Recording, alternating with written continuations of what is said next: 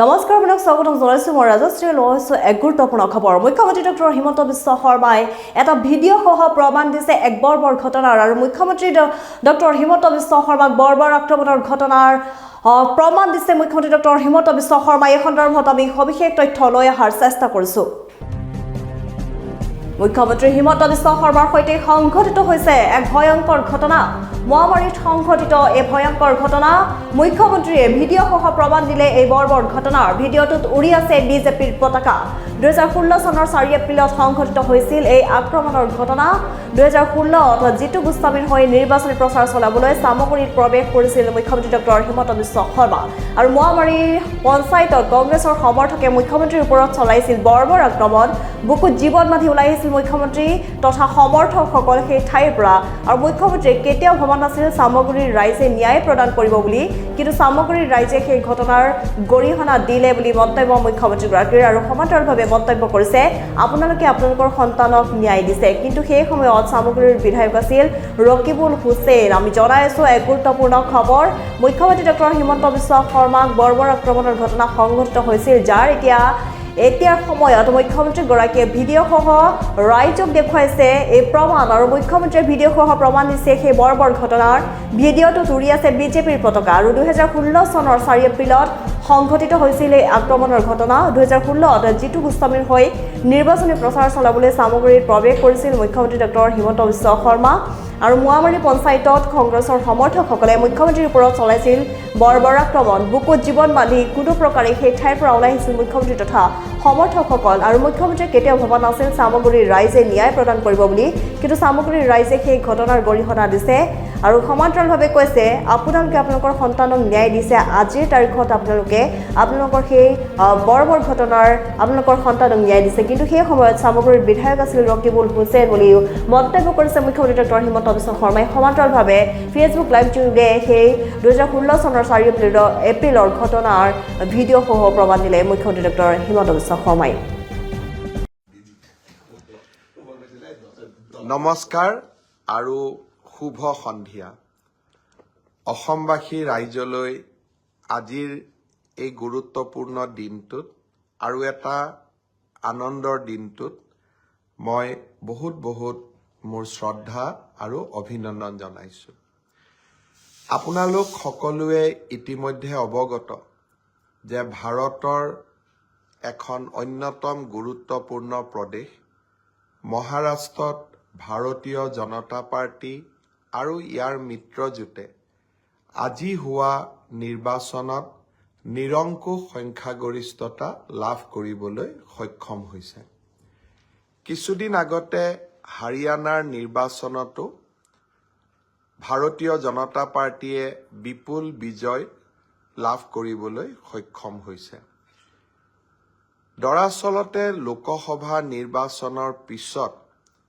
প্ৰধানমন্ত্ৰী নৰেন্দ্ৰ মোদীৰ নেতৃত্বৰ ওপৰত হাৰিয়ানা আৰু মহাৰাষ্ট্ৰৰ নিৰ্বাচনৰ জৰিয়তে এই দুইখন প্ৰদেশৰ ৰাইজে আকৌ এবাৰ আস্থা পোষণ কৰিলে ভাৰতীয় জনতা পাৰ্টিৰ সমূহ কাৰ্যকৰ্তাৰ বাবে সেয়েহে আজিৰ দিনটো এক আনন্দৰ আৰু স্মৰণীয় দিন ইয়াৰ লগতে দেশৰ বিভিন্ন প্ৰদেশত অনুষ্ঠিত বিশেষকৈ উত্তৰ প্ৰদেশ উত্তৰাখণ্ড ছত্তীশগড় আৰু আন বিভিন্ন ৰাজ্যত অনুষ্ঠিত হোৱা উপনিৰ্বাচনসমূহতো ভাৰতীয় জনতা পাৰ্টিয়ে সুন্দৰ ফলাফল দেখুৱাবলৈ সক্ষম হৈছে অৱশ্যে এই আনন্দৰ খবৰবিলাকৰ মাজতে ঝাৰখণ্ডৰ নিৰ্বাচনত আমাৰ দলৰ পৰাজয়ে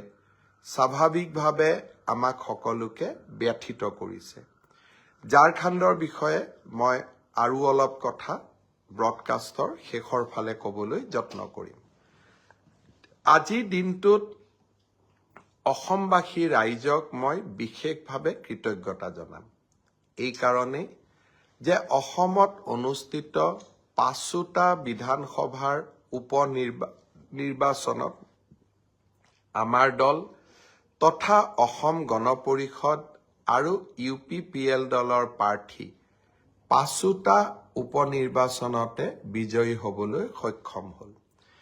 স্বাভাৱিকতে এখন চৰকাৰ 4টা বছৰ পুৰণি হোৱাৰ পিছত যেতিয়া উপনিৰ্বাচন অনুষ্ঠিত হয়, এই উপনিৰ্বাচনৰ ফলাফলসমূহে আগন্তুক আহিবলগীয়া বিধানসভা নিৰ্বাচনৰ কৰবাত নহয় কৰবাত জনসাধাৰণৰ এটা মন বা জনসাধাৰণৰ অভিমত এটা প্ৰকাশ কৰাৰ বাবে চেষ্টা কৰে।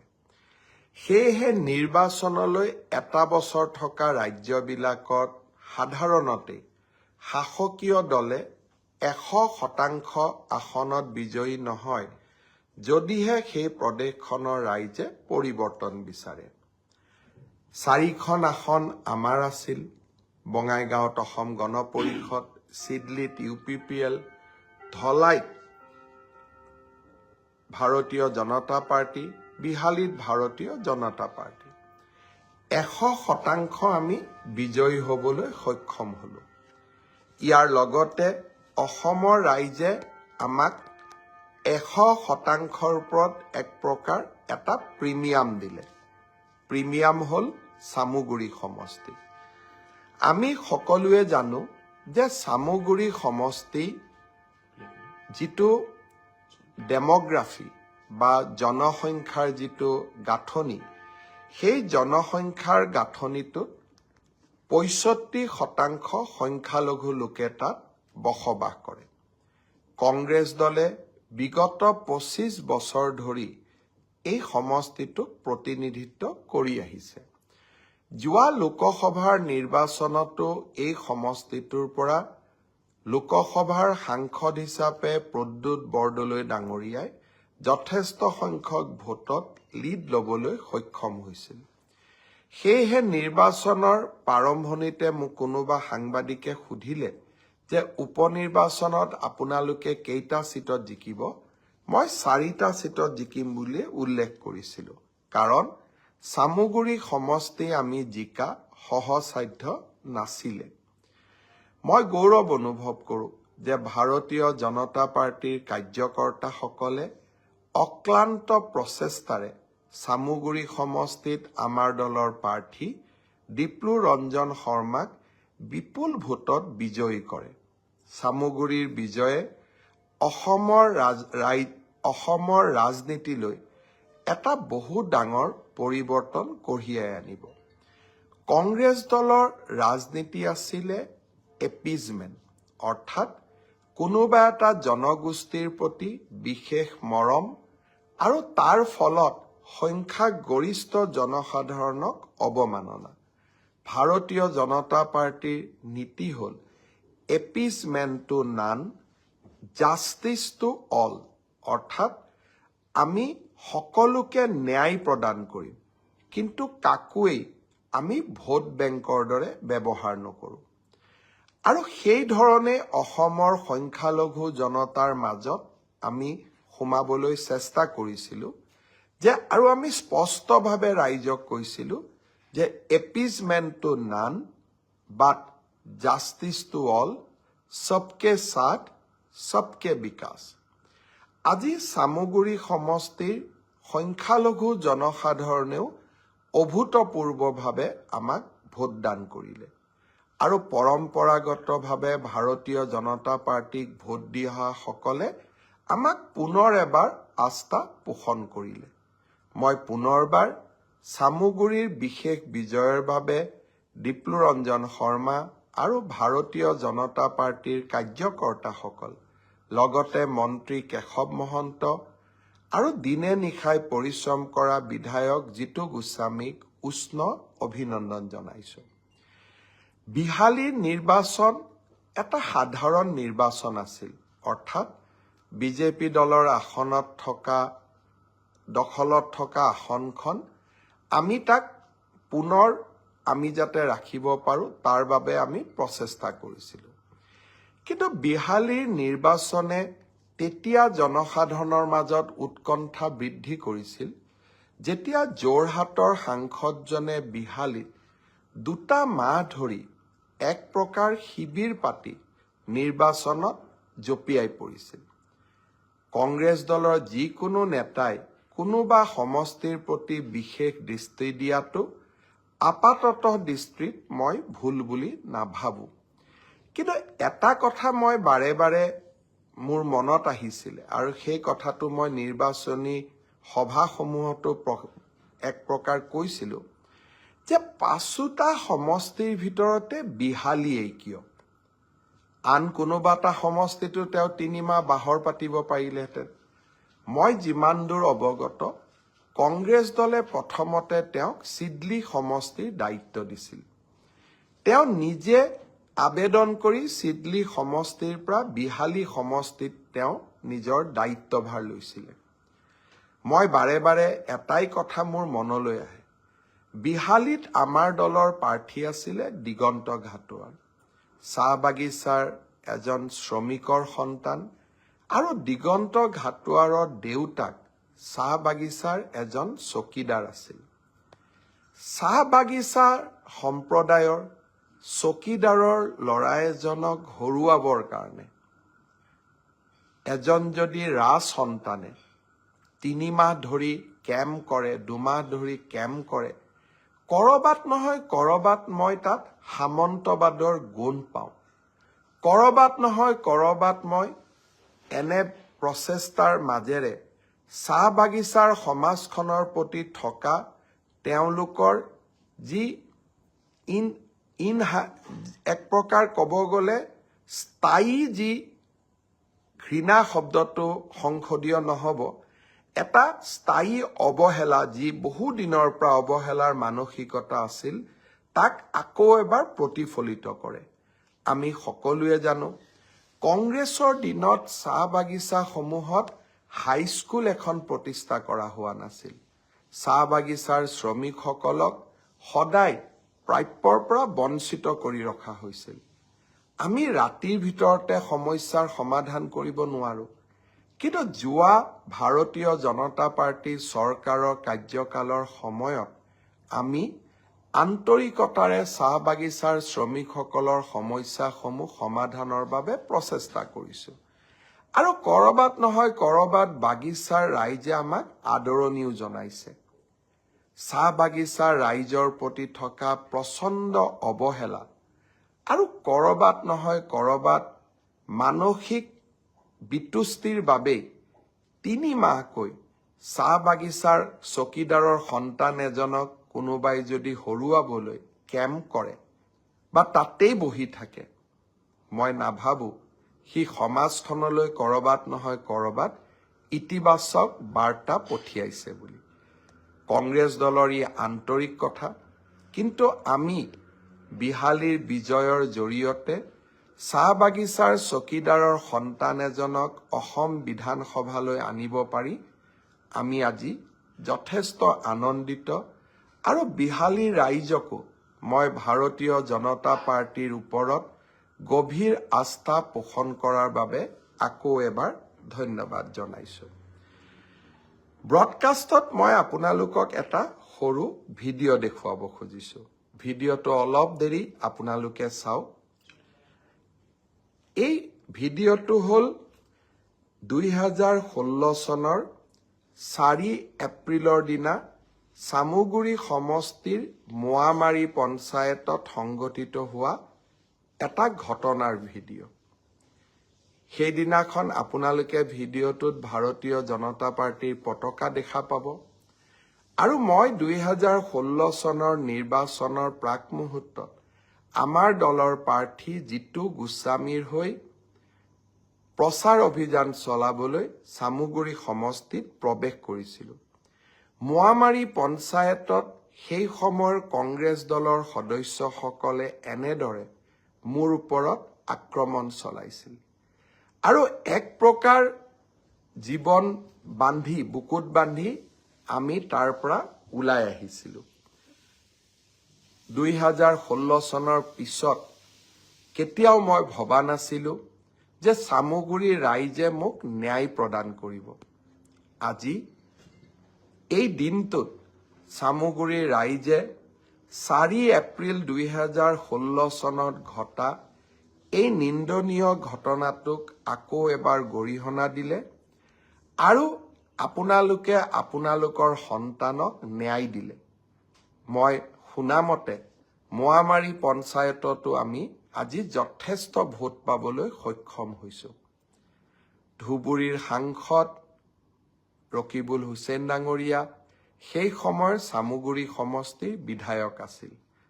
মোৰ লগত ঘটা এই ঘটনাৰ পিছত মই অন্ততঃ এটা ফোন আশা কৰিছিলোঁ যে মোৰ সমষ্টিত হোৱা এই ঘটনাটোৰ কাৰণে মই দুখিত। ৰাজনৈতিক জগতখনত আমাৰ পৰিয়ালসমূহৰ মাজত থকা নিবিড় সম্পৰ্কৰ বাবে এনে পৰম্পৰা বিদ্যমান আছিলে। যেতিয়া কোনোবাই এই পৰম্পৰাসমূহ বিদায় দিয়ে, ৰাইজে কৰবাত নহয় কৰবাত ন্যায় প্ৰদান কৰে। চামুগুৰি সমষ্টিৰ উপনিৰ্বাচনত যোৱাৰ দিনাখন মই ৰাইজক কৈছিলোঁ যে মই 25 তাৰিখৰ পিছত আপোনালোকৰ মাজত আকৌ আহিম। মই আকৌ এবাৰ কৈছোঁ, মই খুব সোনকালে আপোনালোকৰ মাজলৈ আহিবলৈ চেষ্টা কৰিম। যি কি নহওক, আজি পুনৰ এবাৰ অসমবাসী ৰাইজলৈ, ভাৰতবাসী ৰাইজলৈ ভাৰতীয় জনতা পাৰ্টিৰ প্ৰতি দেখুওৱা অকুণ্ঠ মৰম আৰু আশীৰ্বাদৰ বাবে ধন্যবাদ জনাইছোঁ। অসমৰ ৰাইজক আকৌ এবাৰ বিশ্বাস দিয়াব খুজিছোঁ যে মই কিমান কাম কৰিব পাৰিছোঁ নোৱাৰিছোঁ তাক মই নাজানো, কিন্তু প্ৰতিটো পল, প্ৰতিটো মুহূৰ্ত অসমবাসী ৰাইজৰ কল্যাণৰ বাবে মুখ্যমন্ত্ৰী হোৱাৰ পৰা মই নিজক নিয়োগ কৰিছোঁ। আৰু হয়তো মোৰ মাজত থকা বহুতো, যাক কয় এক প্ৰকাৰ, শব্দটো মই ঠিক এনেদৰে ক'ম যে প্ৰত্যেকজন ব্যক্তিৰে কিছুমান সীমাবদ্ধতা থাকে। হয়তো মোৰ মাজতো এনে বহুত সীমাবদ্ধতা আছে, কিন্তু এই সীমাবদ্ধতাৰ মাজতো প্ৰতিটো ক্ষণ, প্ৰতিটো পল, প্ৰতিটো মুহূৰ্ত ৰাইজৰ বাবে মই কাম কৰাৰ বাবে চেষ্টা কৰিছোঁ আৰু অনাগত দিনতো এনেকে চেষ্টা কৰি গৈ থাকিম। আপোনালোকৰ আশীৰ্বাদ থাকিব আৰু আপোনালোকৰ আশীৰ্বাদ থাকিলে অসমক আমি জগত সভালৈ লৈ যাম। ঝাৰখণ্ডত যোৱা 4টা মাহত নিৰ্বাচনৰ বাবে যথেষ্ট জড়িত হৈ আছিলোঁ। झारखंड में बीते 4 महीना मैंने बिताया। भारतीय जनता पार्टी का एक कार्यकर्ता का रूप में पार्टी को मदद करने, पार्टी को साहस देने और पार्टी का कार्यकर्ता का साथ एक साथ चुनाव लड़ने के लिए हम लोगों ने भरपूर प्रयास किया। जो भी कारण हो, हम हमारा मकसद में कामयाब होने नहीं पाया, लेकिन इसका मतलब ये नहीं है कि हमें हमारा चेष्टा को छोड़ देना चाहिए। जब भी कोई काम में हम असफल होता हूं, वही आगे वाला दिन का सफलता का बुनियाद बन जाते हैं। मैं झारखंड का कार्यकर्ता को करीब से मेरा देखने का सौभाग्य हुआ। झारखंड का जनताओं से खूब मिले। मैं आज भी समझता हूं कि घुसपैठियों का जो समस्या है वो आने वाला दिन में झारखंड को बहुत ज्यादा क्षति पहुंचाने वाला है। मैं झारखंड का सरकार को निवेदन करूंगा, आपका सरकार है, लेकिन घुसपैठियों को झारखंड से निकालना या कम से कम उनको शिनाख्त करना हमारे संविधान प्रदत्त जिम्मेदारी होते हैं। मेरा विश्वास है झारखंड का सरकार ये जिम्मेदारी का निर्वहन करेगा। भारतीय जनता पार्टी विधानसभा में विरोधी का भूमिका पालन करते हुए हम हमेशा ये इश्यू को विधानसभा में उठाते रहे।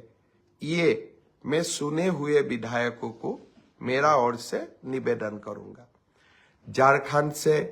झारखंड में खूब सारे समय बिताए, कुछ मिशन में गए थे, सफल नहीं हुए, लेकिन आप लोगों का प्यार और मोहब्बत हमेशा मेरा याद रहेगा। और असम में आप लोग जब भी आते हो, अब हमेशा आप लोग याद कीजिए कि आपका कोई दोस्त असम में है। मैं पुनः एक बार आप लोगों को मेरा बहुत बहुत धन्यवाद ज्ञापन करता हूं। অহাকালি আমাৰ জাতীয় জীৱনৰ বাবে এটা মহতো মহিয়ান দিন। অহাকালি লাচিত বৰফুকনৰ 402তম জন্ম দিৱস। আমি সকলোৱে মনত পেলাম আকৌ এবাৰ কি ধৰণে আমি লাচিত বৰফুকনৰ 400তম জন্ম জয়ন্তী অতি সুন্দৰভাৱে পালন কৰিছিলোঁ আৰু সমগ্ৰ দেশতে লাচিতৰ সাহস শৌৰ্যক আমি বিতৰণ কৰিবলৈ অসমৰ বুকুৰ পৰা ভাৰতবৰ্ষৰ বহল বুকুলৈ লৈ যাবলৈ সক্ষম হৈছিলোঁ। মোৰ আজিও গৌৰৱেৰে সৈতে মনত পৰে প্ৰধানমন্ত্ৰী নৰেন্দ্ৰ মোদী ডাঙৰীয়াই লাচিতৰ প্ৰতিমূৰ্তি হলঙা পাৰত উদ্বোধন কৰা সেই পবিত্ৰ ক্ষণটোৰ কথা। ই আমাৰ বাবে জাতীয় জীৱনৰ বাবে এক গৌৰৱৰ পল আছিল। লাচিত আমাৰ সাহস, লাচিত আমাৰ শৌৰ্য আৰু বীৰ্যৰ প্ৰতীক। লাচিতে অসমীয়া জনতাৰ বীৰত্ব আৰু সাহসক প্ৰতিনিধিত্ব কৰে। অহাকালি দিনটো পুনৰ এবাৰ মই অসমবাসী ৰাইজক লাচিত বৰফুকনৰ প্ৰতি শ্ৰদ্ধাঞ্জলি আগবঢ়াবলৈ আহ্বান জনাম আৰু যিসকলে পাৰে নিজৰ ফেচবুকত বা নিজৰ টুইটাৰ বা নিজৰ হোৱাটছআপত অহাকালি প্ৰফাইল পিকচাৰত লাচিত বৰফুকনৰ প্ৰফাইল পিকচাৰ ৰাখিব পাৰি নেকি তাৰ বিষয়ে চিন্তা চৰ্চা কৰিবলৈ মই সকলোকে আহ্বান জনালো। অসমত অহা কেইটামান দিনত আমি কেইবাটাও নতুন ব্যৱস্থা বা নতুন কাৰ্যসূচী আৰম্ভ কৰিম।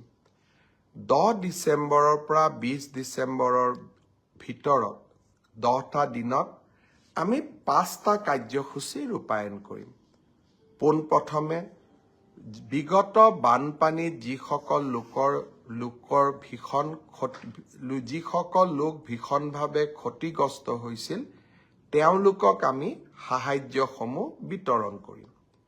তাৰ পিছতেই মাইক্ৰ ফাইনেন্স লোন ৱেইভাৰৰ আমাৰ যিখন আঁচনি, সেই আঁচনিখনৰ অধীনত 50,000 টকালৈকে ঋণ লোৱা আই মাতৃসকলক আমি নো অবজেকশ্যন চাৰ্টিফিকেটসমূহ বিতৰণ কৰিম।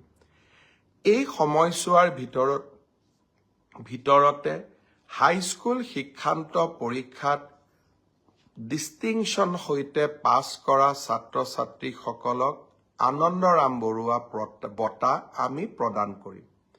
আৰু 10 ডিচেম্বৰৰ পৰা 20 ডিচেম্বৰৰ ভিতৰতে আমি নৱমমান শ্ৰেণীৰ ছাত্ৰীসকলক আৰু ছাত্ৰসকলক আমি চাইকেল বিতৰণ কৰিম। আৰু ঠিক একেধৰণে উচ্চতৰ মাধ্যমিকত সুখ্যাতিৰে উত্তীৰ্ণ হোৱা ছাত্ৰ আৰু ছাত্ৰী যিসকল ইতিমধ্যে নিৰ্বাচিত হৈছে তেওঁলোকক স্কুটিসমূহ বিতৰণ কৰিম। অৰ্থাৎ 10 ডিচেম্বৰৰ পৰা 20 ডিচেম্বৰলৈকে আমি সকলোৱে ব্যস্ত থাকিম আৰু সকলোকে এই আঁচনিসমূহৰ লাভ দিবলৈ আমি যত্ন কৰিম। এই সময়ছোৱাৰ ভিতৰতে অৰ্থাৎ 1 তাৰিখৰ পৰা 10 ডিচেম্বৰৰ ভিতৰত চৰকাৰী কৰ্মচাৰী 3য় আৰু 4ৰ্থ শ্ৰেণীৰ কৰ্মচাৰীসকলৰ মিউচুৱেল ট্ৰেন্সফাৰৰ পৰ্টেলটো আমি মুকলি কৰি দিম। এতিয়া কামৰ সময়, নিৰ্বাচনৰ সময় আমি পাৰ কৰিলোঁ আৰু এইকেইটা দিন আমি সকলোৱে চৰকাৰী কাম কাজ, ৰাজহুৱা সেৱাত আমি ব্যস্ত ৰাখিম। অৱশ্যে ইয়াৰ মাজতে পঞ্চায়ত ইলেকশ্যনো আহিব আৰু তাৰ পিছত বিটিআৰৰ ইলেকশ্যনো আহিব। 25 চনটো কামৰ মাজে মাজে নিৰ্বাচনো হৈ থাকিব, কাৰণ 26ৰ নিৰ্বাচনৰ আগত আমি কেইবাটাও নিৰ্বাচন পাতিব লাগিব। ৰাভা হাছঙৰ নিৰ্বাচন, মিচিং স্বায়ত্তশাসিত পৰিষদৰ নিৰ্বাচন। কিন্তু এইসমূহৰ মাজতো এই আটাইকেইটা নিৰ্বাচনত যিহেতু মোৰ ব্যক্তিগত ব্যস্ততা বহুত নাথাকিব, সেয়েহে এই সময়ছোৱাত আপোনালোকৰ সমস্যা আৰু আপোনালোকক দি অহা প্ৰতিশ্ৰুতিসমূহ পূৰণ কৰাৰ বাবে মই চেষ্টা কৰিম। আজি আমাৰ ব্ৰডকাষ্টত বহু কেইজন লোক জড়িত হৈ আছে। মাছুদ হক মিল্টন, বিপুল দে, আমিনুল হক, শামীম আহমেদ, সকলোৱে পাখি ভাই, ওছমান গনি, অপূৰ্ব হাজৰিকা, তাপস সেন, বিনয় শৰ্মা সোনু, লক্ষ্মীনাথ পেগু,